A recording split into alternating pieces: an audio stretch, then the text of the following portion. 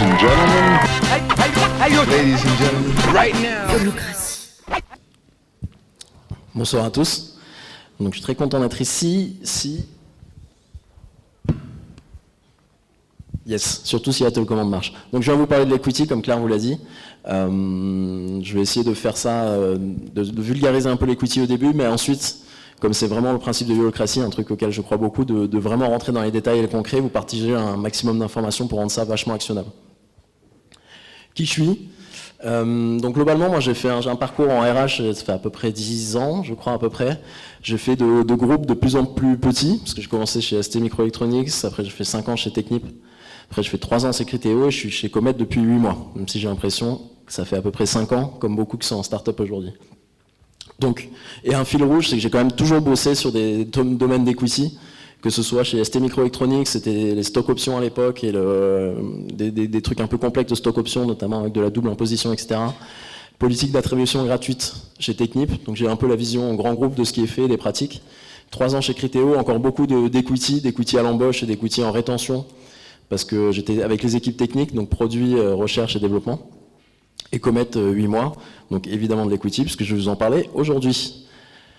Donc Comet, c'est quoi ? Qu'est-ce qu'on fait ? On connecte les meilleurs freelances tech et data avec des entreprises qui en cherchent et qui ont des besoins pour des missions en tech et data. Ça a été créé en août 2016 et 2 ans et demi plus tard, on est à peu près 65. Après 2 levées de fonds d'à peu près 16 millions, on est une super équipe d'à peu près 65. Donc, avant de rentrer dans qu'est-ce qu'on a fait chez Comet, et notamment qu'est-ce qu'ils ont fait avant que j'arrive chez Comet, et qu'est-ce que ensuite moi j'ai fait par la suite, je vais revenir sur quelques principes de base de ce qu'on appelle l'equity. Donc l'equity, on va parler de stock option, on va parler de BSPCE juste après, c'est des parts potentielles d'entreprise. Donc c'est un droit qui est donné à quelqu'un d'acheter une action de l'entreprise à un prix fixé. Ok ? Et c'est très important, c'est pas une action, c'est un prix, c'est quelque chose qui doit être exercé pour lequel on doit verser des sous, et qui n'a donc intrinsèquement de vraie valeur financière que si l'action vaut plus que le prix d'achat exercé. Donc on parle de prix d'achat, vous verrez aussi strike price, vous entendez à chaque fois, il y a beaucoup d'anglais et de français, je suis désolé dans la présentation, mais c'est un peu le monde qui veut ça. Donc c'est important de garder en tête que c'est un droit, c'est pas une action, qu'il faut payer pour l'acquérir, et qui n'a de sens, qui n'a que de valeur en tout cas financière, que si la boîte gagne en valorisation. Il y a un calendrier d'acquisition quasi toujours attaché à ces stock options, donc un calendrier de vesting, encore une fois, désolé. Le plus classique, c'est sur 4 ans, ça veut dire quand on vous attribue une BSPCE ou des stock options, vous ne devenez pas propriétaire immédiatement. Ce que font la plupart des boîtes, c'est souvent sur 4 ans, vous devenez propriétaire le plus classique, c'est 25% du montant qui vous a été donné, le nombre de BSPCE, au bout d'un an. Donc c'est ce qu'on appelle un cliff, c'est-à-dire qu'en dessous d'un an, si vous partez et vous quittez la boîte, vous n'avez rien, c'est ce que font la plupart des boîtes. Et ensuite, généralement, le reste, c'est 75% restant, c'est sur les 3 années suivantes. Soit en cliff, encore une fois, d'un an, c'est-à-dire 25% par an, soit de manière régulière, par trimestre ou mensuellement. Donc le BSPCE, c'est des stock options, c'est vraiment aussi simple que ça, mais c'est la version un peu française des stock options.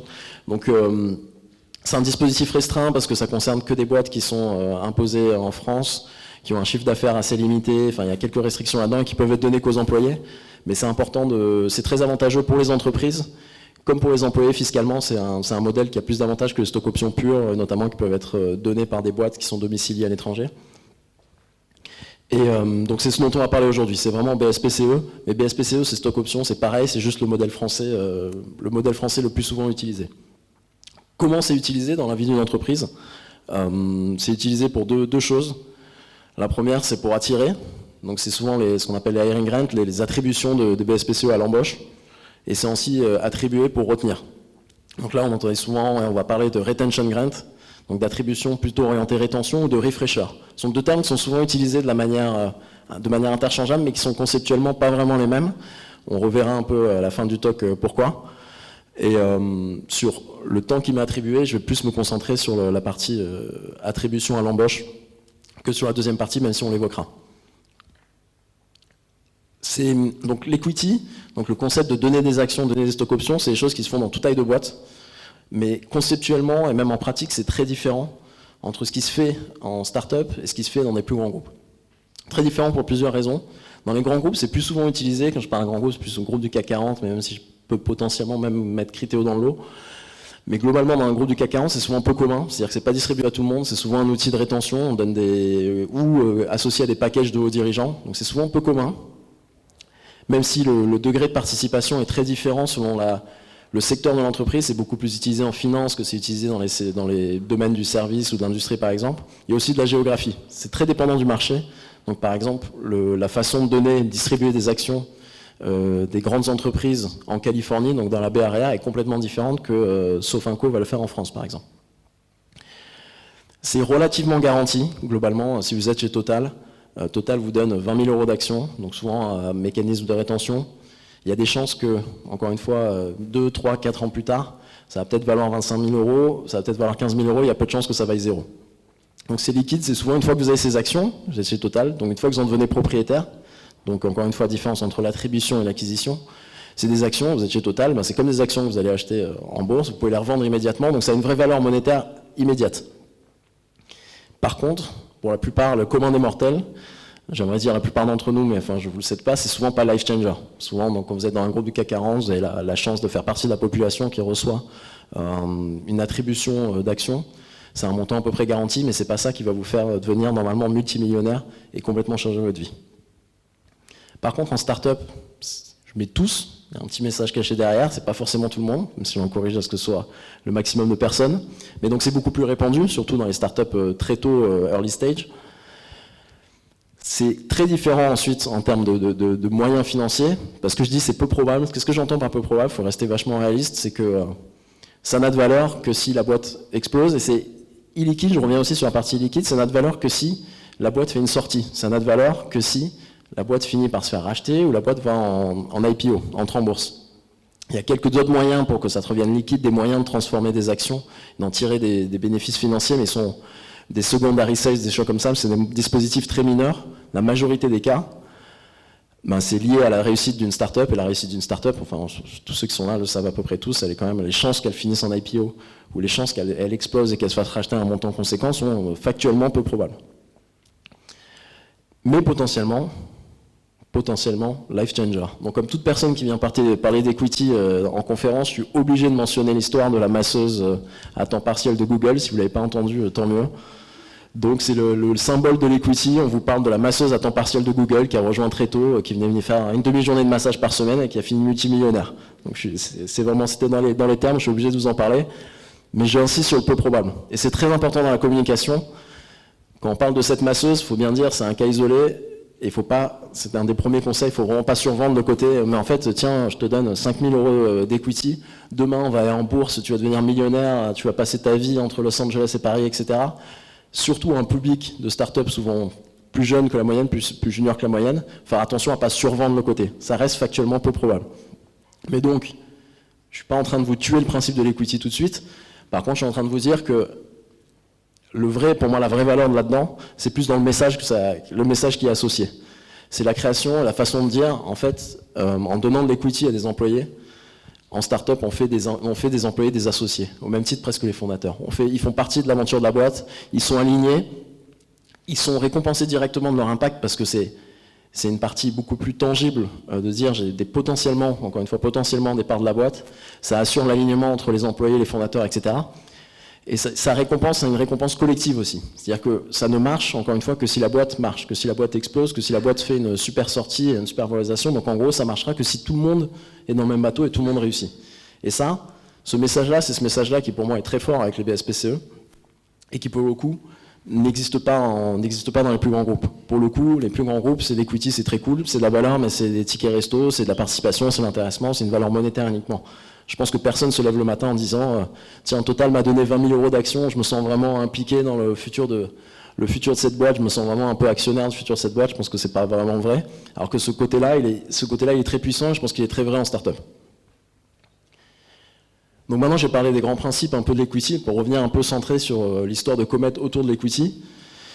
Dès les premiers jours, en fait, je vous parlais de Comet d'un temps où j'étais pas là. Okay, c'est un temps où moi, j'étais dans les bureaux de Criteo sur le rooftop, pendant qu'eux, étaient à 10 ou à 5 ou à 3 dans un appart à Saint-Mandé. Mais c'est un moment important, c'est que dès le début, et c'est les vrais principes qui m'ont fait venir chez Comet, les fondateurs sont partis du principe, et Charles, le CEO, me disait dès le début, la première fois que je l'ai vu, l'équipe c'est le plus important. Pour nous, si on construit la meilleure équipe, on a tout gagné. Il fait que dire, si on pourrait faire des babouches connectées, on finirait en IPO, et on va finir en IPO si on crée la meilleure équipe. Donc c'est un peu con, mais c'est un truc qui a été vrai tout le temps chez Comet, qui a été vrai dès le début. Comment ça a été vrai? Il y a quelques actions et décisions qui le montrent et qui montrent que ça a été vrai. Le premier, c'était de dire, on attribue un pool initial, donc c'est-à-dire des parties de la boîte que l'on va attribuer aux employés actuels et aux futurs employés de Comet. Ils ont décidé d'en filer 15%, ce qui est plus que la moyenne quand on regarde à peu près les benchmarks.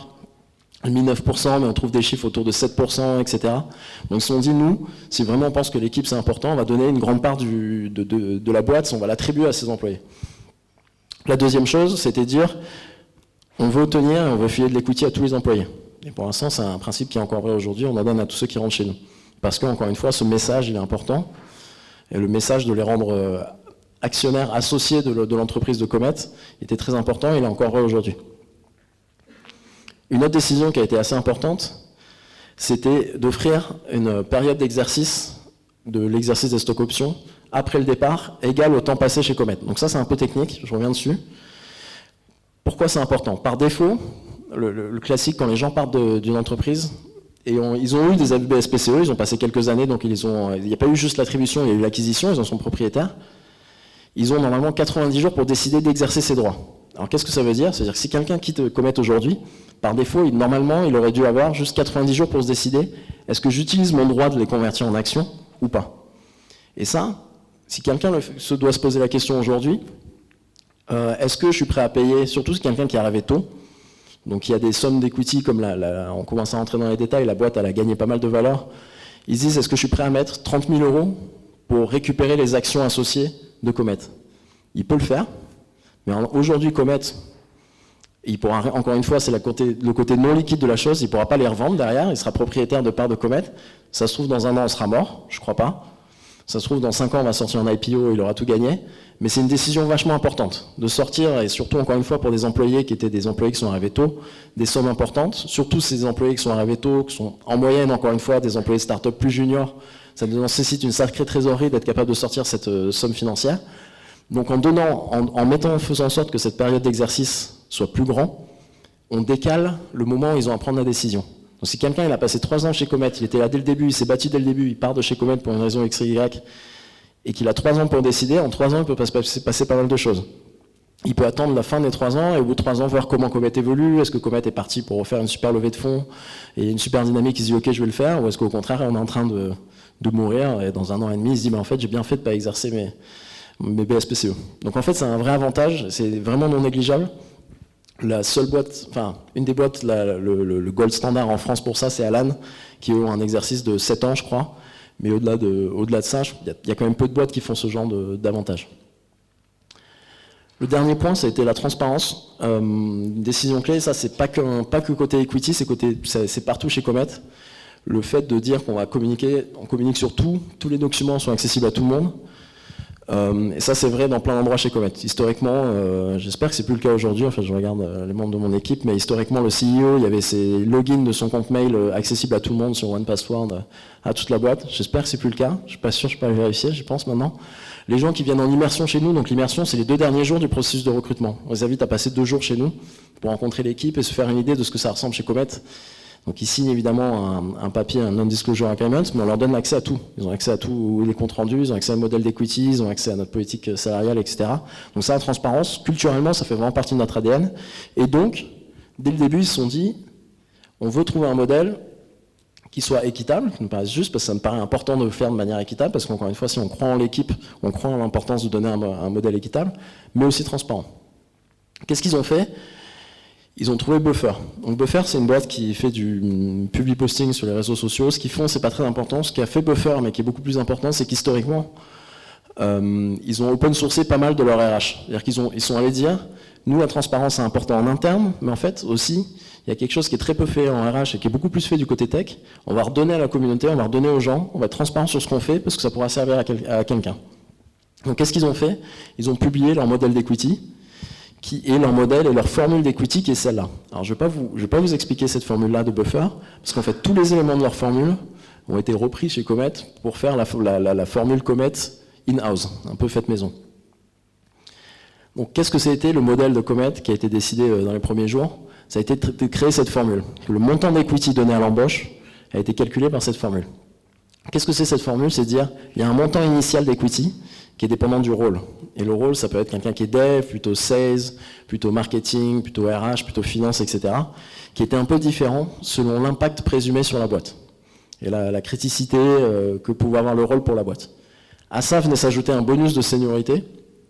Un bonus de seniorité, c'était un peu la même chose, c'était se dire, on fait venir quelqu'un de senior, notamment très tôt, on s'attend à ce qu'il ait un gros impact sur la boîte. S'il a un gros impact sur la boîte, il doit être récompensé en ayant des parts de Comet plus importantes. Donc c'était un bonus, un montant, on va voir ensuite sur l'exemple, mais un montant en plus donné à certaines personnes qui venaient prendre un rôle très senior. Et ce montant-là, total, il a été divisé par un risk layer. Qu'est-ce que c'est le risk layer? C'était un nombre qui était censé représenter le degré de risque que la personne venait prendre en rejoignant Comet. L'idée derrière, c'est de dire, le deuxième employé de Comet, il est venu rejoindre une boîte qui avait 90% de chances de mourir dans les 2 prochaines années. Le 40e employé, qui arrivait après la série A, globalement, le degré de risque n'était pas du tout le même. Et donc l'idée, c'était de se dire, on met ce risk layer, c'est un montant qui a commencé à 1 pour les premiers employés, pour les 7 premiers employés. C'est-à-dire que pour les 7 premiers employés, le montant initial n'était pas divisé, enfin, était divisé par 1. Mais ensuite, à partir du 8e, ce montant-là est passé à 2. À chaque fois, à certains cliffs, à certains moments de nombre d'employés, ce risk layer a été augmenté. Donc mécaniquement, le 15e employé versus le 30e employé, etc., avait toujours des montants d'equity plus faibles parce qu'il venait à un moment de la boîte où le risque inhérent au fait de rejoindre la boîte était plus faible. En pratique, comment ça marche? On prend un exemple d'un dev senior qui est arrivé en 11e employé. On dit qu'un dev standard, c'était 6 000 €, c'était le package initial associé au rôle, parce qu'il était quelqu'un de senior qui venait mettre en place une architecture importante au niveau de l'impact et du produit qu'on allait livrer, un bonus de seniorité de 10 000 €. Par contre, comme il est arrivé après le 8e employé, à partir du 8e employé, le risk layer était de 2, et non plus de 1, parce que le switch s'est fait à ce moment-là. Et donc l'equity qui lui a été donné au moment de son embauche, c'était 6 000 plus 10 000, divisé par 2, 8 000 €.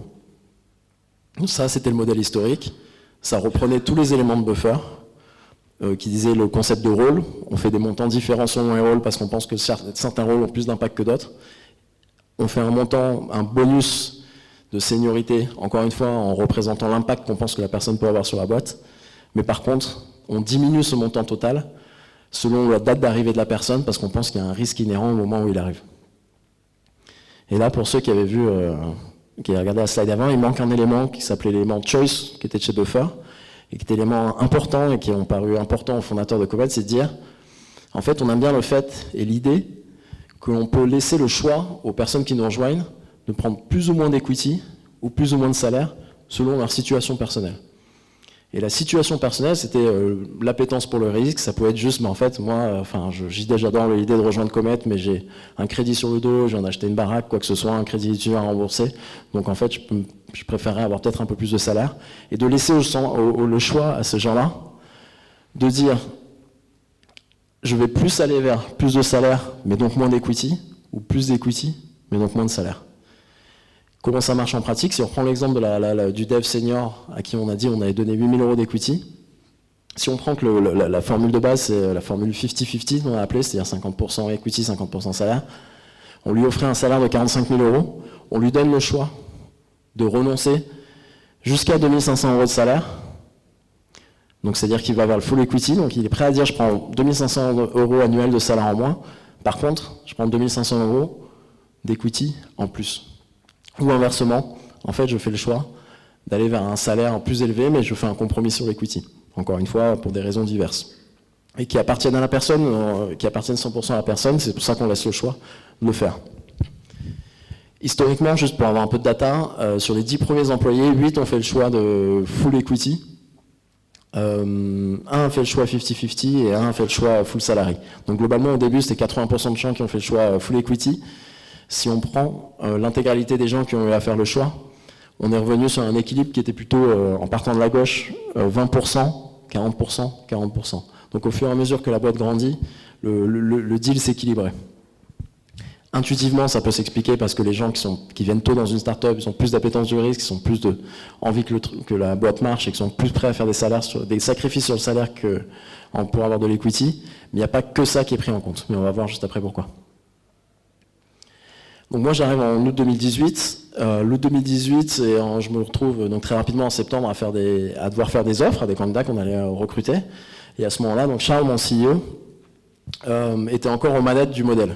Et on était dans une situation dans laquelle il me dit en fait, dis-moi à peu près quel rôle tu veux recruter, l'offre que tu veux faire, et donne-moi le salaire à peu près, et je vais te donner le montant d'equity. Donc on était presque dans une situation dans laquelle, en gros, je disais ok, on veut prendre Mitch. Mitch, il vient en commercial chez nous, il a gagné 45 000 €, ok. Il partait s'enfermer dans une salle, fermait la porte, il faisait quelques incantations voodoo, il sortait, et il ressortait et il me disait 2385 BSPCE. Ok. Il fait ça une fois, il fait ça deux fois, il fait ça trois fois. Et au bout d'un moment, je me dis, il y a quand même un petit problème parce que s'il me dit, attends, je t'expliquerai plus tard, laisse-moi le faire en maintenant, ben, c'est quand même pas super bon signe. Mais en plus, moi, au final, je me retrouve à devoir aller l'expliquer aux futures personnes à qui on fait une offre. Et donc là, ça devient un peu compliqué. C'est quand même pas bon signe quand moi, je suis en train de dire, ben, en fait, c'est un modèle compliqué, je vais rentrer dans les détails, je vais t'expliquer, c'est quand même pas un super bon signe. Deuxième constat que je fais en arrivant, c'est que je commence à m'approprier la formule. Ben, cette concept de risk layer, il est, je pense, très sain et très bien intuitivement, de dire que plus on arrive tard, plus le montant de l'equity est faible parce que le risque est plus faible. Mais en fait, déjà, il est un peu arbitraire, enfin, il est même très arbitraire, de dire qu'au 8e employé, ben, il prend moins de risques que le 7e, et boum, il se fait diviser l'equity par 2. Qu'est-ce qui a changé entre le 7e et le 8e ? Je suis pas sûr qu'il y ait eu un changement majeur et que le 8e il a vraiment changé. Donc le risk layer il était arbitraire et pour le coup il était vachement impactant parce qu'à partir du 7e, du 8e on se faisait diviser par 2, après à un moment donné on se faisait diviser par 3, donc l'impact était un peu plus faible et à chaque fois qu'on incrémentait de 1, l'impact était était plus faible, mais il était quand même impactant et surtout très arbitraire. Pour être assez transparent, quand j'ai vu les montants, donc moi je venais d'un autre monde, j'étais dans ma phase de découverte du monde des startups, je trouvais les montants assez faibles. Je me suis dit quand même je vais regarder. Parce que je trouve que, je m'attendais à ce que l'equity représente une part plus substantielle du package qu'on offrait. Je me suis dit, tiens, je vais regarder un peu, je vais voir ce qui se fait sur le marché. Et le dernier point, je reviens sur ce choix d'equity, equity versus salaire, il était honnêtement moins pertinent. C'est-à-dire que je me retrouvais dans la situation dans laquelle, en ayant un peu regardé le modèle, en ayant un peu fait tourner des simulations, si j'étais un conseiller financier indépendant qui devait conseiller les futurs embauchés, on en était arrivé à une taille de boîte, on était arrivé à un modèle de sacrifice de salaire pour l'equity où je pense que ça valait plus le coup, sauf si vraiment on est 100% sûr que Comet va finir en IPO. Bon, je suis 100% sûr, c'est pour ça que j'ai choisi full equity. Mais globalement, ça valait plus le coup, je pense, de manière rationnelle. Le choix était probablement plus sain et plus sûr à faire du côté full salary. Mais donc, on se retrouve à voir des gens qui prennent des décisions sans forcément être vraiment bien informés. Et moi, c'est très dur d'être conseillé dans la décision. Parce que si je me retrouve à conseiller quelqu'un et lui dire, en fait, prends un full salary et on finit en IPO, parce qu'encore une fois, on va finir en IPO. Dans 10 ans, il revient et il me dit, mais en fait, tu te souviens, tu m'avais conseillé de faire full salary et en fait, tu viens de me faire perdre 400 000 €, quoi. Si par contre je conseillais, je lui dis que c'était la situation inverse, je disais mais vas-y, faut que tu y crois, finir full equity, et derrière elle me dit mais attends, je viens de faire les calculs, mais pour que full equity ce soit rentable, il faut qu'on arrive à faire à peu près x12 sur notre valorisation. Donc en fait j'étais dans une situation impossible, et de mon point de vue perso, c'est que c'était un choix qui était le choix qui était fait majoritairement. C'était de faire un choix de full salarié, et je pense que c'est un choix qui pénalisait ceux qui avaient le moins d'informations. Et honnêtement, je trouvais pas que c'était quelque chose de très sain de mon côté. En plus, c'était une lourdeur administrative de suivre par employé qui avait fait quel choix pour le système de paye, etc. Donc c'était un peu chiant. Et le constat un peu final, mais qui était au début, c'est que personne ne comprend l'equity, c'était très dur à expliquer, très dur à appréhender, notamment avec cette question de modèle, avec le choix qui venait s'ajouter, etc. Donc qu'est-ce qu'on s'est dit ? On s'est dit on va faire une V2, et qu'est-ce qu'on va faire pour la V2 ? Pas de compromis sur la transparence, encore une fois, c'était une valeur clé de Comet, on n'allait pas revenir là-dessus. On allait faire un modèle plus simple, plus facile à expliquer, plus facile à comprendre. On allait l'aligner avec ce qu'on venait de mettre en place, qu'on a aussi revu notre plan de salaire, une politique salariale, qui était aussi transparente et qui est en fait quasiment copiée sur, c'est marrant, sur le premier talk de Yolocracy de Payfit, c'est sur Payfit qu'on avait copié notre modèle initial de salaire. Et on avait commencé à mettre en place un double plan de carrière pour les personnes qui étaient plus équilibrées entre le management et l'expertise individuelle. On voulait que ça s'inscrive là-dedans, et vous verrez plus tard pourquoi. Durable, donc l'idée c'est qu'on n'ait pas à le rechanger depuis 6 mois plus tard. Et un vrai focus sur la rétention. Le vrai focus sur la rétention, je vais expliquer le pourquoi juste après.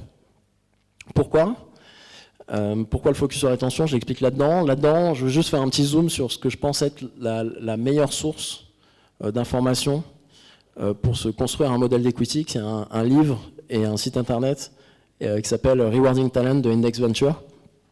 Donc je vous laisserai le lire après, on en reparle un peu après. Mais qu'est-ce qu'il dit Rewarding Talent? Il dit que le montant d'equity pour une boîte qui est en série A, la manière la plus simple de le designer, c'est d'exprimer un montant qui est en pourcentage du salaire de base, et dont ce montant et ce pourcentage est en fonction du job et de la seniorité. Et en gros, voilà à quoi ça correspond. C'est une screenshot un peu moche du site internet. Vous l'avez accessible en web app, vous n'avez pas besoin de recopier les montants. Il dit qu'en fonction des jobs, donc il met les jobs Sales, Customer Success, Marketing et Tech tout en haut, et de la seniorité, si quelqu'un vient en directeur, en engineering, donc en produit ou en dev, vous devez lui filer 75% de son salaire de base en equity. Et en fait, cette segmentation par métier, lui, il la faisait sur le principe de l'impact sur la boîte. Quelqu'un qui est en engineering a plus d'impact que quelqu'un qui est en marketing ou en finance. Et aussi de marché, parce que le marché est plus tendu pour les techs, plus tendu pour le product, plus tendu pour le business development. En pratique, je pense que c'est vrai, mais ça s'est très peu vu sur nous, l'historique des offres qu'on a faites avec l'ancien modèle. Si je reviens, je pense que nos modèles, après avoir fait le benchmark, je pense que nos montants étaient en effet un peu faibles. Mais néanmoins, on avait 95% de taux d'acceptation des offres. Donc même si on avait un modèle un peu faible, on avait quand même un taux d'acceptation des offres assez élevé. Donc je pense vraiment que le marché en France, à Paris, n'est loin d'être aussi mature qu'il n'est à Londres et encore moins mature qu'à SF. Donc ça, c'est un modèle avec un prisme londonien qui dit on doit vraiment surpayer pour les techs. En France, je pense que c'est honnêtement pas nécessaire. Et donc nous, on s'est dit, on va pas aller suivre les guidelines pour aller aussi haut, et on va plutôt garder de l'equity de côté pour faire de la rétention. Parce qu'une fois que les gens sont chez nous, on est capable de leur expliquer la BSPCE mieux qu'un candidat externe qui ne connaît pas trop. Et donc on est plus capable de valoriser. Donc si on donne des montants plus élevés, on a un impact en rétention plus élevé. Donc notre modèle V2, on a repris le même modèle que Index Venture, parce que je pense qu'il est très bien, il est facile à expliquer le pourcentage de salaire. De dire on te donne 50 000 € et on te donne 20% de ton salaire en equity, donc 10 000 €. C'est très simple à expliquer, beaucoup plus simple que notre ancien modèle. Par contre, on a tué le principe de job. Et on a ajouté des couches de seniorité pour avoir un peu plus de granularité. Ça, c'est un peu mon biais à moi de me dire que standard, senior, directeur, c'est un peu trop faible pour en termes de granularité. Mais je pense que c'est un biais perso et je pense que les trois étapes de Index Venture sont très bien pour tous ceux qui voudraient refaire un modèle maintenant. Donc voilà, qu'est-ce que ça dit? En fonction d'un certain niveau, que ce soit manager ou contributeur individuel, c'est-à-dire qu'il n'y a pas de prime au fait de manager des gens, ça c'est un truc vachement important, qui était dans le modèle historique de rémunération de Payfit, qui était un peu dans le modèle de Buffer. Pas de prime au fait de manager des gens, on ne veut pas incentiver les gens à manager les gens si on n'a pas envie de le faire, ils peuvent rester experts, ils peuvent rester managers. Et un montant de salaire de base en fonction de ce niveau de seniorité. Donc ça c'est le modèle V2 qu'on a commencé à appliquer par la suite. Qu'est-ce qu'on a fait d'autre? On a fait un Equity Playbook. Donc qu'est-ce que c'est un Equity Playbook? C'est tout simplement un document qui résume les principes clés de l'equity. Qu'est-ce qu'on a comme principe? Pourquoi on fait de l'equity? Qu'est-ce qu'on veut récompenser à l'embauche? Qu'est-ce qu'on veut récompenser quand on fait de la rétention? Communication sur les BSPCE. Donc ça c'est tout con, c'est moi qui ai fait une presse en format Lunch and Learn, c'est pareil que du Brown Bag, c'est pareil que du Show and Tell chez Algolia, si vous avez vu les trucs. C'est juste à l'heure du déj, ils vont aller vous chercher à manger et je vous parle de rémunération à l'heure du déj. Il y a des gens qui sont venus, je vous assure. Et donc ça, et le but, c'est de le faire aussi de manière trimestrielle pour faire une piqûre de rappel, parce que honnêtement, et c'est sur les conseils de fin, il faut toujours surcommuniquer sur le BSPCE.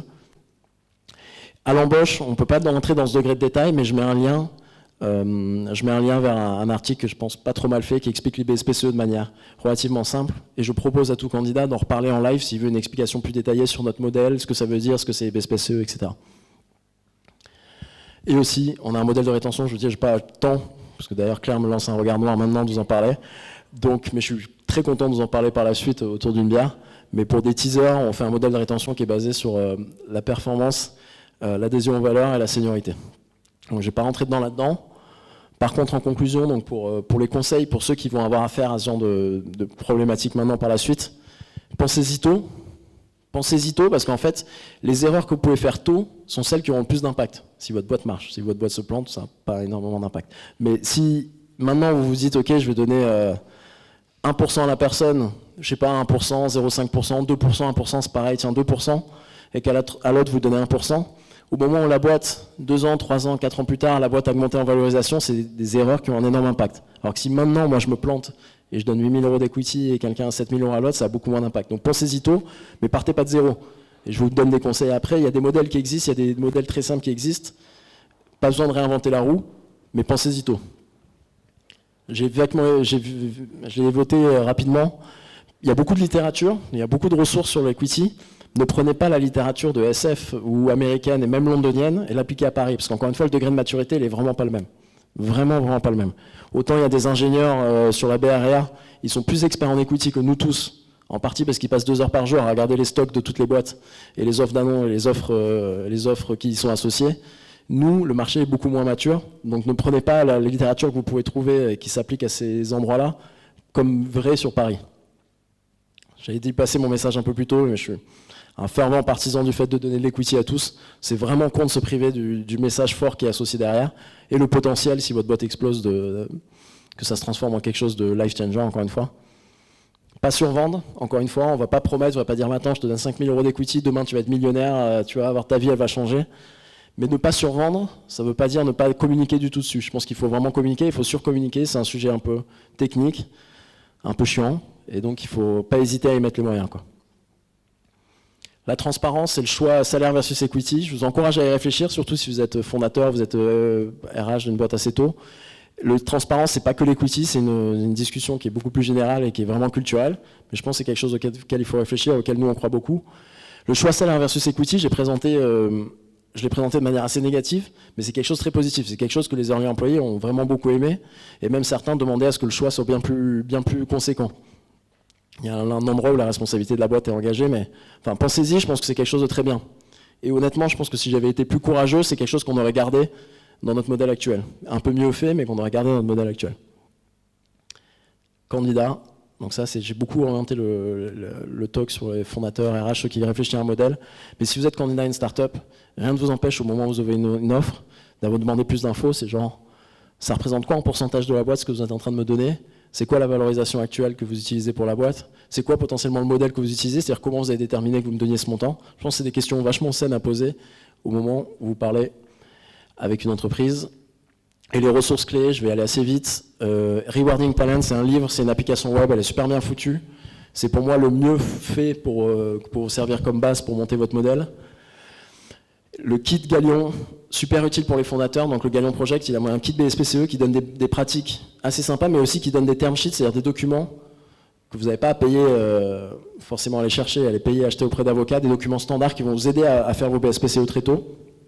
Buffer, la presse sera disponible, vous avez les liens, le modèle des Pony Equity, leur modèle à eux expliqué. Bientôt, on partagera notre modèle à nous, on l'open sourcera parce que je crois beaucoup à ce que fait Buffer et je veux faire la même chose. Je veux qu'on redonne à la communauté notre modèle hiring et rétention en public. On associe un blog post qui parlera aussi de la partie rétention. Côté people, vous avez de la chance, le premier il est dans la salle, il y a Alexandre qui est caché là derrière. Donc Alexandre, il est fondateur d'Equify qui est un outil qui vous permet de gérer les BSPCE. Et en plus, il a la chance d'avoir fait 13 ans d'avocat en private equity. Donc je pense qu'à Paris, moi j'ai rencontré pas meilleur expert que lui. Et en plus, il est fondateur, donc il se casse la tête en ce moment, savoir comment faire son propre modèle. Florent Artaud, qui a monté Equity, une boîte de The Family, qui fait du conseil en BSPCE aussi, qui est un autre expert un peu sur Paris, si vous avez besoin de conseils pour vous aider à monter votre. Nous, Rodolphe, qui est un ex-employé de Buffer, qui nous avait aidé sur notre modèle de salaire et un peu sur l'Equity, et qui a monté une boîte qui s'appelle Remotive.io. J'ai un peu rushé sur la fin, ça a peut-être dû se sentir, mais je vous remercie en tout cas pour votre attention.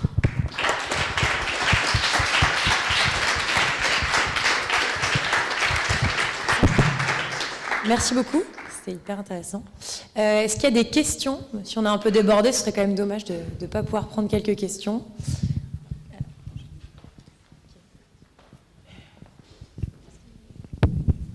Merci. Tu nous as parlé des equity et des droits que ça donne au moment où on les revend. En revanche, est-ce que ça donne lieu à des versements de dividendes? Oui, si on le transforme en action par la suite, oui. On peut. Et encore une fois, je t'encourage d'aller voir, parce qu'il y a plusieurs façons de worder les BSPCE pour voir les droits que ça peut donner par la suite. Pardon. Mais oui, potentiellement. Mais que quand ça se transforme en action et par la suite à certaines conditions, donc c'est un peu spécifique, ouais. Mais oui.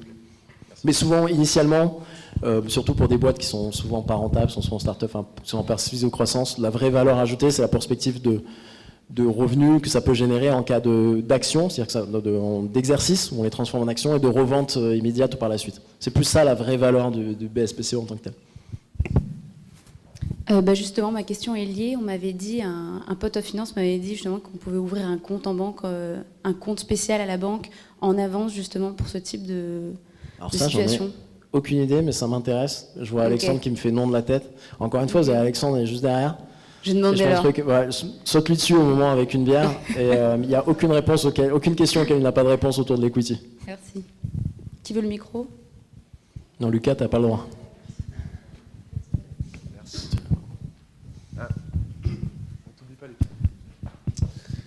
Dans le salaire versus equity, comment tu fais? Parce que si tu dis que tu as 10% du salaire en equity, c'est sur le salaire sur un an. Ouais, en fait, on a tué le choix du salaire sur l'equity, donc on ne pose plus la question du 10% du salaire. Parce que, tu vois, à la fin, tu dis considérez-le, et donc je trouve que l'idée, elle est hyper bonne, mais si tu dis par exemple quelqu'un qui a 45 000 de salaire, tu dis 4 500 euros d'equity, s'il a le choix entre être payé 49 500 ou 45 000 plus 4 500 d'equity, le problème, c'est que le 49 500, c'est tous les ans, alors que le 4 500, en fait, c'est une seule fois. C'est super intéressant. Nous, on le capte sur 4 ans, parce qu'on se dit que c'est égal au calendrier de vesting, mais c'est pas forcément logique. Ça pourrait être un sacrifice sur la première année, ça pourrait être un sacrifice permanent. Ce qui me paraît logique, c'est 1 an ou 4 ans. Mais l'idée, c'est que ce soit... Sur 4 ans, c'est le vesting des actions. Exactement. Pour dire, mais pour le salaire, tu fais comment? Le salaire, en gros, c'est le bonus. Si tu décides de prendre plus d'equity, tu prends 2500 euros de salaire en moins, et ces 2500 euros s'appliquent annuellement pendant 4 ans. C'est le même temps où tu reçois ces BSPCE. C'est le même que le vesting. Okay. Mais tu n'es pas obligé de faire ça. Ok. Parce que conceptuellement, c'est peut-être même plus simple de le faire sur 1 an.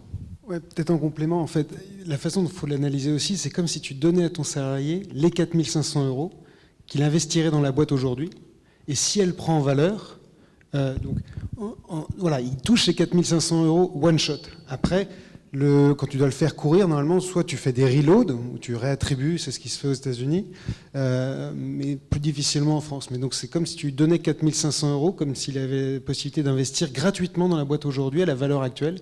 Et si cette valeur augmente, il réalisera la plus-value alors.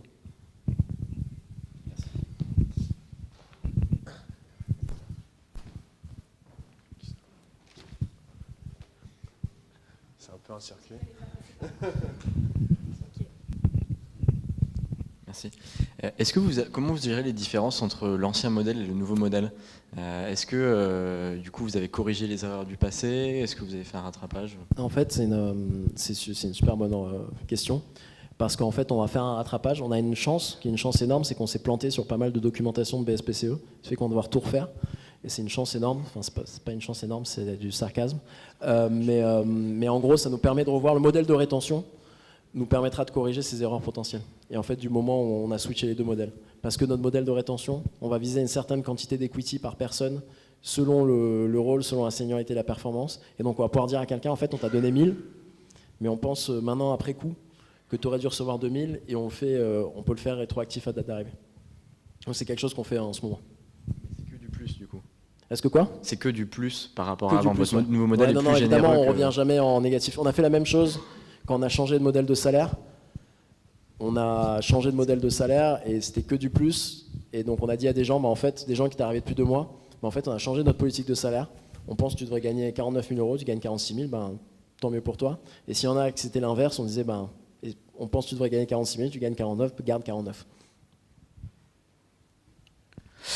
Merci beaucoup pour la présentation, c'était super intéressant. Et moi, ma question, c'est comment vous en êtes arrivé à déterminer ces 15% dédiés aux employés? Pourquoi ce chiffre-là? Tu as dit que le marché, effectivement, c'était 9% plutôt. J'ai l'impression que ça tourne toujours entre 10 et 15. Mais du coup, pourquoi 15? Donc encore une fois, c'était un temps où j'étais pas là, mais de mes discussions avec les fondateurs à ce moment-là, en gros, ils ont pris les investisseurs reviennent avec pas mal de recommandations et en gros, ils ont poussé un peu pour la tranche haute auprès des investisseurs qui sont pas fondamentalement contre donner de l'equity à des employés, mais qui a été une discussion et ils ont pris un peu la tranche haute du benchmark. Mais c'est vrai que je sais pas ce qui empêcherait de dire 20 ou 25 maintenant, quoi. Enfin, faut faire attention à qui on donne des parts de sa boîte, mais ils ont pris la tranche haute d'un peu ce qu'ils pensaient être le benchmark de l'époque. Ils ont dit, ok, c'est 7-9, bah nous, où on peut aller qui est raisonnable en discutant avec les investisseurs, ils sont arrivés à 15.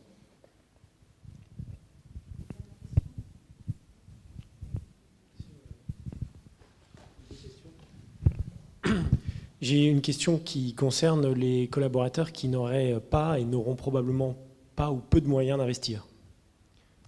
Comment d'acheter les actions? Parce que là, dans ton modèle, systématiquement, que ce soit dans les 90 jours qui suivent le moment où je quitte l'entreprise ou 7 ans après, à un moment donné, j'achète. Et à un moment donné, en effet, voilà, j'ai le choix entre ça et puis plein d'autres trucs dans ma vie quotidienne de collaborateur.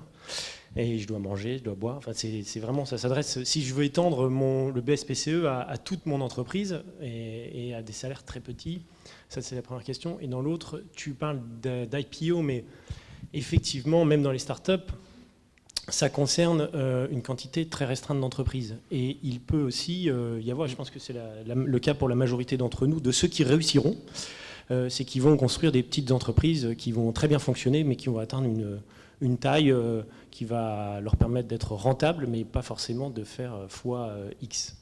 En fait, c'est vrai que... Et là, dans cette anticipation-là, comment est-ce que tu construis le modèle? En excluant pratiquement le fait de passer par une IPO, et ça change probablement totalement le calcul. Oui, je pense que ça change le calcul. Et en effet, le modèle il a été fait sur la base plus d'une sortie que d'une passage à rentabilité. C'est le premier point. Pour répondre à ta première question sur en fait la liquidité, parce qu'en effet, je ne sais pas si tout le monde a compris, mais c'est une stock option, donc on doit exercer, on vous a donné une certaine valeur, on doit exercer 20 000 € pour avoir les actions. En fait, la question, elle se pose moins déjà quand c'est une problématique de sortie, parce que c'est une problématique de sortie. Si on sait qu'on exerce 20, mais qu'une fois qu'on aura exercé 20 000 €, on aura des actions qui valent 200 000 et qu'on pourra les revendre immédiatement, la question ne se pose pas. Donc en fait, on va gagner 180 000, il y a la trésorerie, c'est peanut. Mais c'est vrai que la question, elle se pose plus dans le cas que tu dis, et honnêtement, on n'a pas pensé à... jamais réfléchi au modèle de comment est-ce qu'on donne la liquidité pour que les gens puissent s'exercer si on a un modèle plus rentable et pas forcément de sortie.